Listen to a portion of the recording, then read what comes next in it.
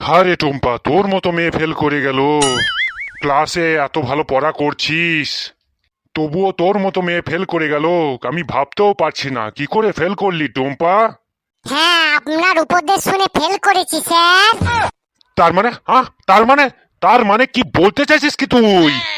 মানে আপনি তো ক্লাসে উপদেশ দিতেন, সুযোগ এলে হাতছাড়া করতে নাই, সুযোগের সদ্ব্যবহার করতে হয়। এখন পড়ার সুযোগ পেয়েছিস, যত খুশি পড়। হ্যাঁ, আমি তো ঠিকই বলেছি। আমিও তো স্যার ঠিকই করেছি, সুযোগের সদ্ব্যবহার করেছি। হ্যাঁ, ফেল করে সুযোগের সদ্ব্যবহার করেছিস, যেমন তাই। হ্যাঁ, আপনি রাখবেন না, আগে শুনেলেন কথাটা আমার। হ্যাঁ, বল বল।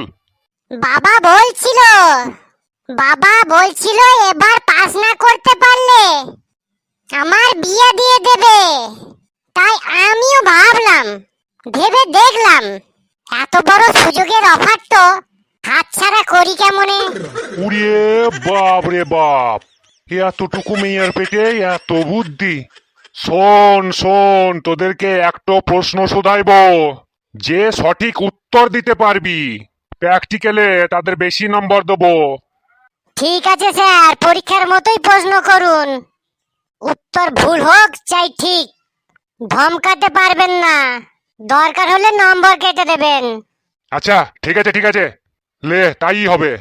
আচ্ছা পচা, তোকেই জিজ্ঞেস করছি আগে। হ্যাঁ হ্যাঁ, সুদান স্যার। আচ্ছা বল তো, গাছ থেকে আপেল মাটিতে পড়ে কেনে? কেন আবার? মাটিতে না পড়ে কোথায় পড়বে আর? শুধু আপেল কেন, আম জাম কাঁঠাল খেজুর সব কিছুই তো মাটিতে পড়ে স্যার। আচ্ছা বল তো, কোন ভারতীয় মহিলা প্রথমে বিদেশে গেছিলেন? কে আবার? সীতামাতা, তিনিই তো প্রথম শ্রীলঙ্কায় গেছিলেন। চুপ কর। আগেই বলা আছে স্যার। আচ্ছা ঠিক আছে, নিউটনের তৃতীয় সূত্রটা বল। তৃতীয়টা বলতে পারবো না স্যার, তবে দ্বিতীয়টা জানি আর চতুর্থটা জানি। হ্যাঁ, নিউটনের চতুর্থ সূত্র বলিস কি রে? হ্যাঁ স্যার, প্রেমের ক্ষেত্রে আই লাভ ইউ সর্বদা স্থির থাকে, শুধু ইউ এর মাঠ বদল হয়ে যায়, মানে ইউটো এধার ওধার করে। চুপ কর ছাগল। আগেই বলা আছে স্যার। আচ্ছা ঠিক আছে, আচ্ছা বলতো, শহর আর গ্রামের পার্থক্যটা কি? বলবো স্যার? হ্যাঁ বলতেই তো বলছি, বল। পার্থক্য শুধু একটাই, গ্রামের পথে ঘাটে কুকুর ঘুরে বেড়ায় আর গৌমাতা দিকে পালন করা হয়, আর শহরে গৌমাতা গুলো পথে পথে ঘুরে বেড়ায় আর কুকুরদেরকে পালন করা হয়। মানে গাঁয়ের অশিক্ষিত লোকগুলা গরুর পেছনে ঘোরে,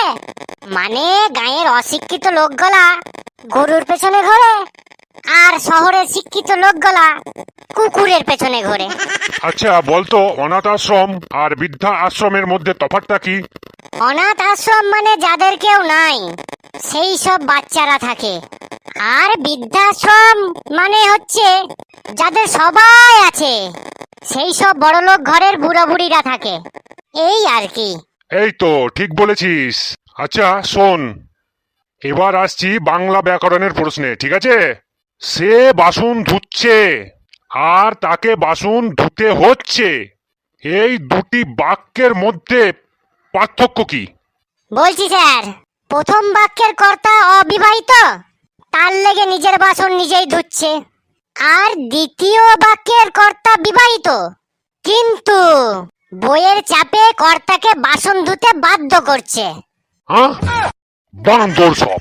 আগেই বলা আছে স্যার।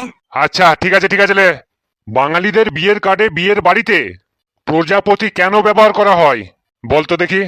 তার কারণ হচ্ছে প্রতীকের পূজা হয়ে থাকতে হয়, ওটাই সিম্বল আর কি।